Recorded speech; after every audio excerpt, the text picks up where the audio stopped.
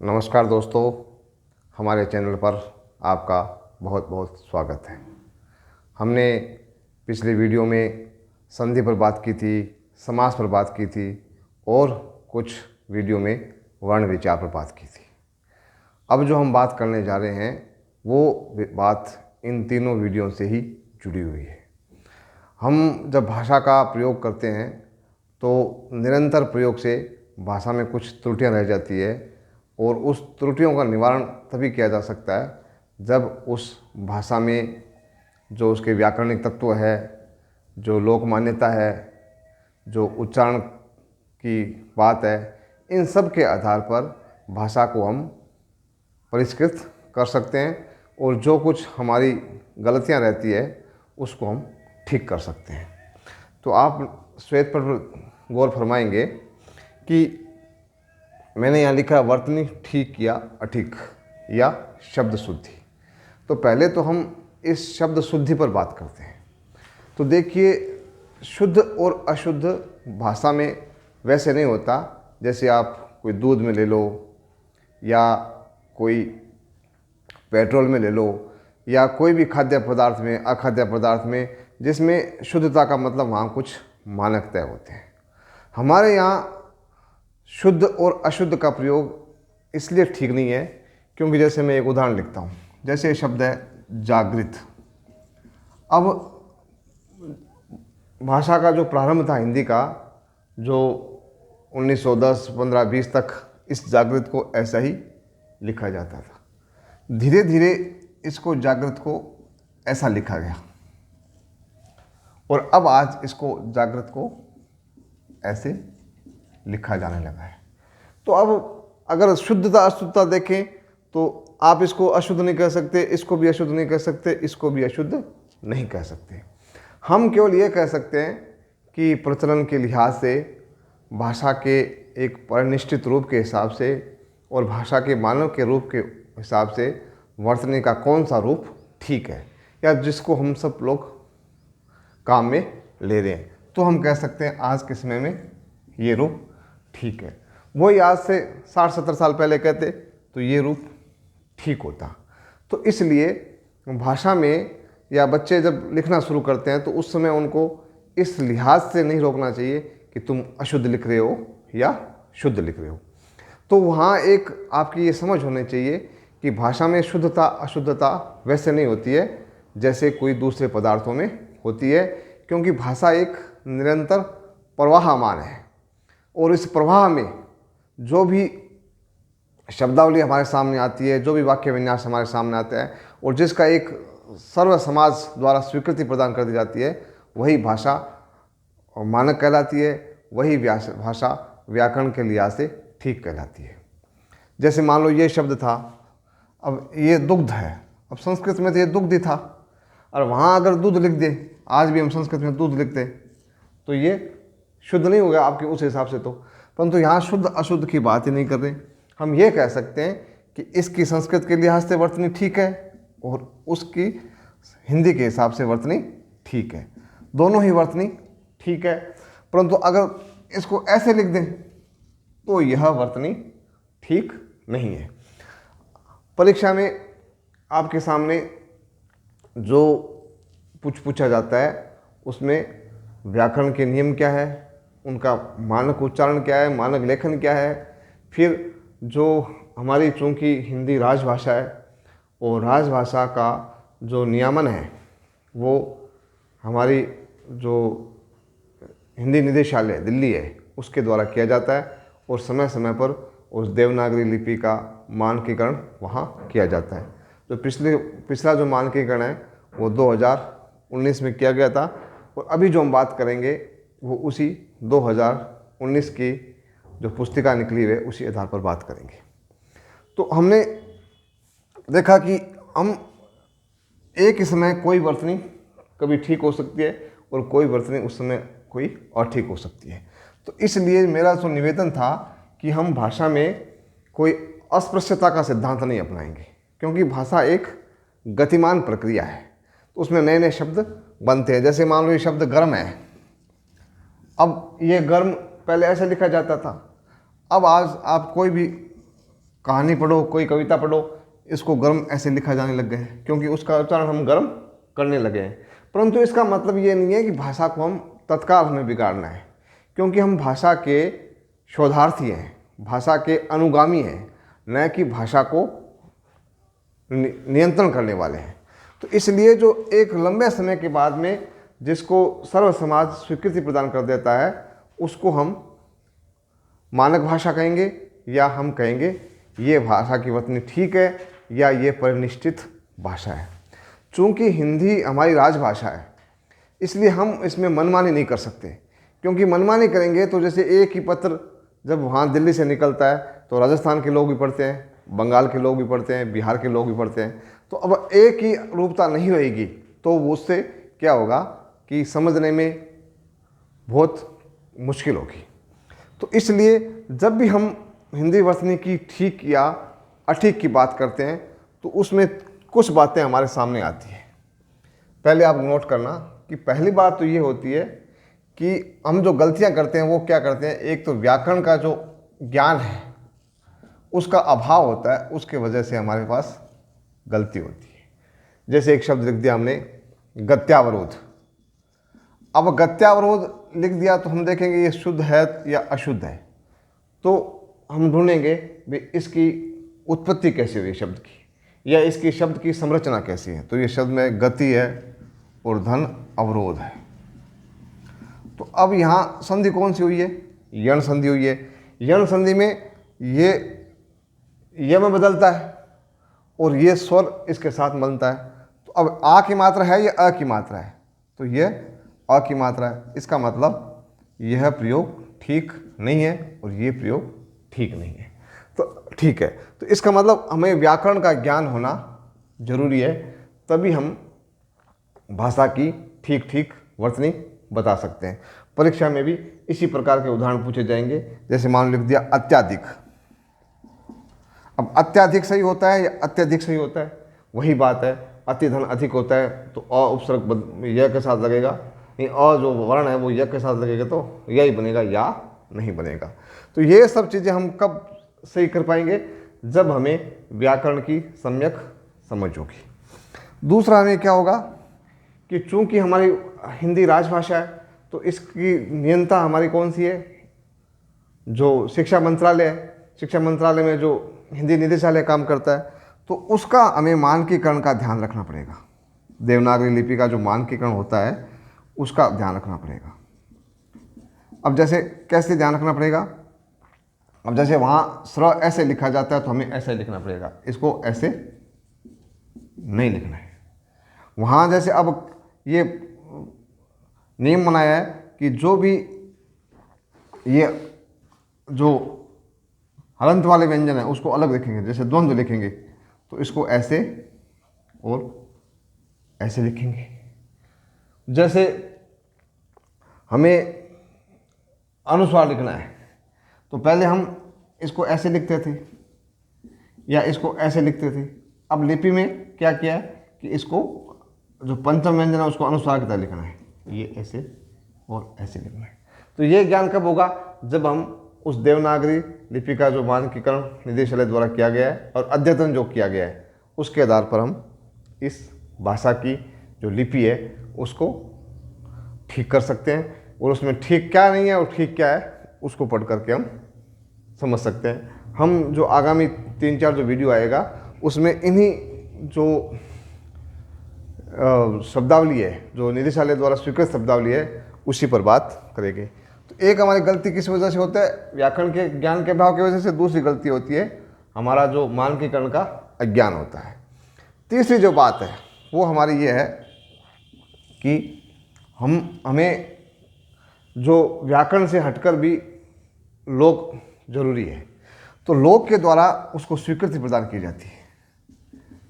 लोक अब ऐसे एक लोक नहीं है, ये लोक में पूरा आमजन है, तो आमजन इसको स्वीकृति प्रदान करता है। जैसे अब आपको पता होना चाहिए मनोकामना शब्द व्याकरण के लिहाज से ठीक नहीं है, मन कामना होना चाहिए। इसकी हमने पहले बात की थी, परंतु ये मनोभाव की तरह, मनोजगत की तरह इसका प्रयोग मनोकामना की तरह, मन कामना की जगह मनोकामना हो गया, तो इसको हम ठीक मानेंगे, गलत नहीं मानेंगे। केवल कोई व्याकरण के नियम की बात कर ले तो हम कह सकते हैं कि ये मन है कामना होगा, परंतु लोग इसको स्वीकृति दे रहा है, तो हमें इसकी भी समझ होनी चाहिए। उसी तरह जैसे उपरोक्त है, अब ये संस्कृत के व्याकरण के जो नियम हैं या हिंदी के व्याकरण के नियम है उसके अनुसार उपरोक्त ठीक नहीं है, परंतु हिंदी प्रदेशों में जो कार्यालय की पद्धति है उसमें सभी जगह इस उपरोक्त शब्द का प्रयोग किया जाता है। होना कैसा चाहिए, ये जब व्याकरण की बात करेंगे या नियम की बात करेंगे तो उसी को ठीक मानेंगे, परंतु लोक मान्यता इसको भी ठीक मानती है। तो हमें इस लोक मान्यता की और लोक स्वीकृति की भी बात करनी पड़ती है। तो अब तो 3 बिंदु आपने देखे, इन तीनों में जो गलती होती है उसके हिसाब से हमारी जो वर्तनी है उसकी अशुद्धता होती है, या हम कह सकते हैं वो ठीक या अठीक हो सकती है।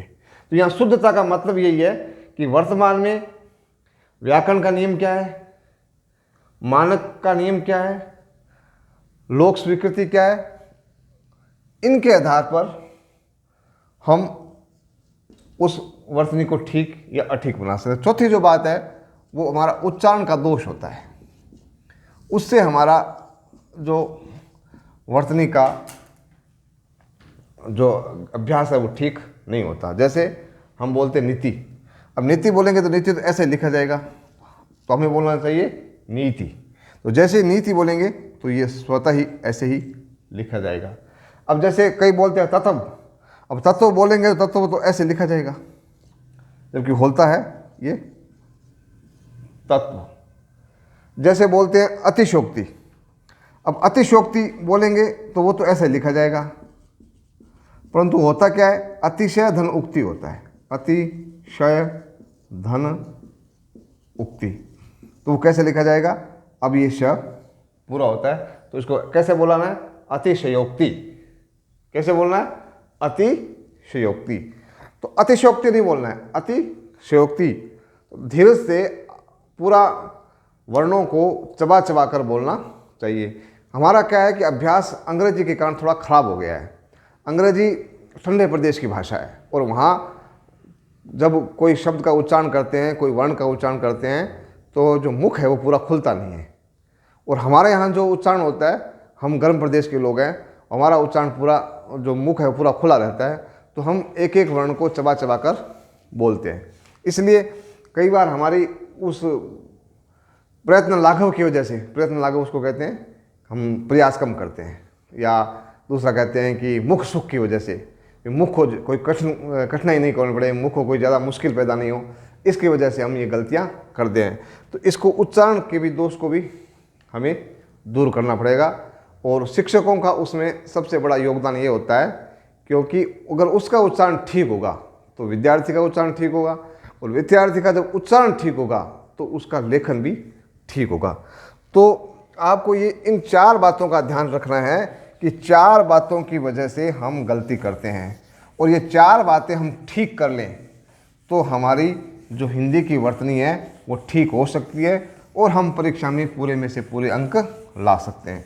ये जो शब्द शुद्धि है ये रीट की परीक्षा में भी पूछी जाती है, दोनों पेपरों में है, फर्स्ट लेवल में और सेकंड लेवल में, और दूसरी बीएड में भी पूछी जाती है, आरएस में पूछी जाती है। तो लगभग सभी परीक्षाओं में इस शुद्धि के बारे में पूछा जाता है, इसलिए मैंने इस प्रकरण को पहले ले लिया है। अभी प्रकरण बहुत बाकी है, तत्व जो तत्सम है, तद्भव है, या संज्ञा शब्द है, वाक्य संरचना है, कई बातें हैं, परंतु पहले इसको इसलिए लिया है ताकि आपको वो शुरू से अभ्यास करना शुरू कर दो कि वर्तनी कौन सी ठीक है और कौन सी ठीक नहीं है। तो ये 4 तराजू है, इन चारों तराजू पर तौल करके आपको कोई शब्द देखना है, और अगर आपकी तराजू में वो शब्द बराबर आ जाता है तो इसका मतलब उस शब्द को आपको ठीक करना है। तो आज हम कुछ शब्दों के साथ काम करेंगे और धीरे धीरे हम और भी शब्दों के साथ काम करना आगे बढ़ाएंगे। तो पहले ये शब्द है अंतरराष्ट्रीय। अब देखिए ये शब्द आपको ऐसा लिखा हुआ मिलेगा। अब ऐसा शब्द लिखा हुआ मिलेगा तो हमने पहले जब संधि की बात की थी तब बात की थी कि अंतर का मतलब होता है बीच में, मध्य में। तो अब राष्ट्र के बीच में, जैसे राजस्थान और पंजाब की बात कर रहे हैं हम, इनका कोई विवाद है, तो उसको हम अंतर्राष्ट्रीय नहीं कहते, उसको तो कहते हैं अंतर देशीय। वो एक पत्र भी आता है नीला नीला रंग का, जिसको हम एक देश में घुमाते रहते हैं, उसको दूसरे देशों में नहीं भेज सकते हैं, उसके लिए अंतर्देशीय शब्द का प्रयोग होता है। परंतु यहाँ इसका प्रयोग दो राष्ट्रों के बीच के लिए होता है। मान लो पाकिस्तान, पाक, भारत, इसके लिए कोई संबंधों की बात करेंगे तब अंतर्राष्ट्रीय शब्द का प्रयोग करते हैं। तो मूलतः तो ये शब्द अपनी संरचना में ठीक नहीं है, क्योंकि यहाँ राष्ट्रीय अंतर्राष्ट्रीय का मतलब होता है भारत अमेरिका का संबंध, भारत इजराइल का संबंध, भारत पाकिस्तान का संबंध।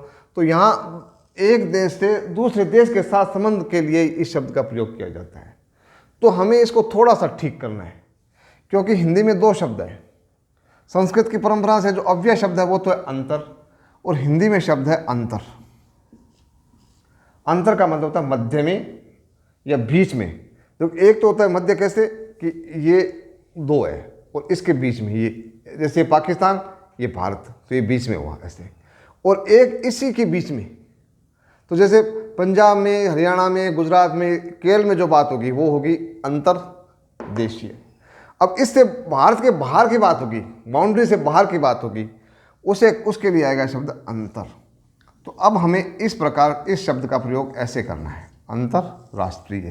परंतु अभी तक इसको गलत नहीं माना गया है, गलत नहीं माना गया है।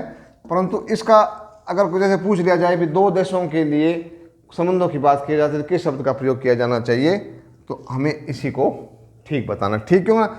इसका मतलब होता है अंतर, डिफरेंस, और ये है इन और ये है इंटर। ये याद के ध्यान रखना है, ये तो है इन और ये है इंटर। और दो देशों के बीच में जब हो तब तो इसको प्रयोग करें, और इसका प्रयोग तो वैसे ही ठीक नहीं है, क्योंकि अब इसका जो प्रयोग है वो अपना अर्थ खो रहा है। तो परंतु अब जब तक कोई इसको अमानक नहीं कह दे, हम कोई गलत नहीं मान लें सर्व समाज, तब तक इसका प्रयोग रोकना नहीं है। परंतु अर्थ के लिहाज से यह शब्द ठीक है, इसको आपको ध्यान से समझना है और ऐसा ही प्रयोग आपको करना है। अब ये तो ध्यान रखना कि अंतर और अंतर में क्या अंतर है। अंतर, जब अंतर जगत, अंतर्मुखी, तो वहाँ वो अंतर वो है जो अंदर है, बीच में, वो उसके एक भीतर है। और दूसरा जो अंतर है वो डिफरेंस में है। तो आपको इसकी ठीक ठीक समझ बनानी है, और अंतर्राष्ट्रीय कैसे लिखना है वो मैंने आपको बता दिया। दूसरा शब्द आता है हमारा पास, जैसे ये अंतर जो शब्द है वो विसर्ग में भी काम आता है। जैसे अंतः कामना, अंतः कामी लिखेंगे या अंतः प्रज्ञा लिखो, मान लो अंतः प्रज्ञा लिखेंगे, तो इसमें आपको जहाँ भी क और प आता है तो वहाँ आपको विसर्ग हटाना नहीं है। जैसे पयः पान, अधः अधः गमन, नहीं अधः गमन गया नहीं, यहाँ क और प आ जाए तो तो वहाँ आपको जैसे मन है कामना,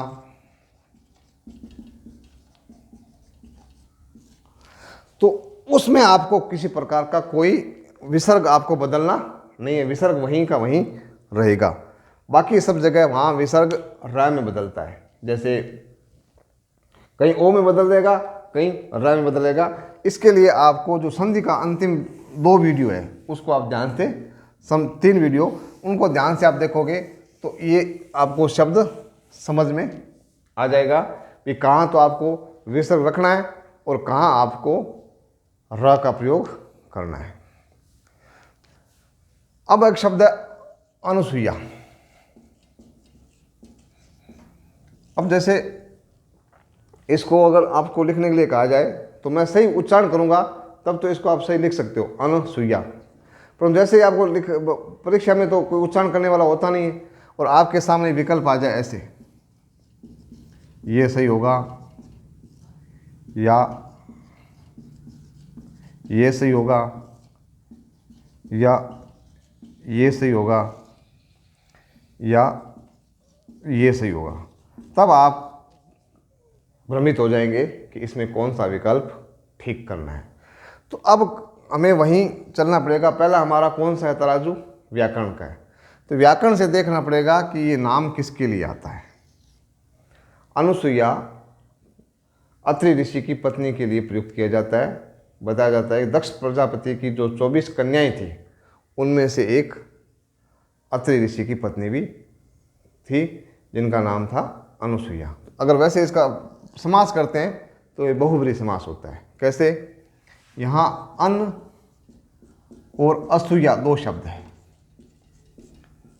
वह जिसने डाह कहते हैं जो एक स्त्री की दूसरी स्त्री के प्रति जो जलन का भाव होता है, जो एक दूसरे से ईर्ष्या करती है औरतें, उसको हम कहते हैं डाह का भाव, जलन का भाव।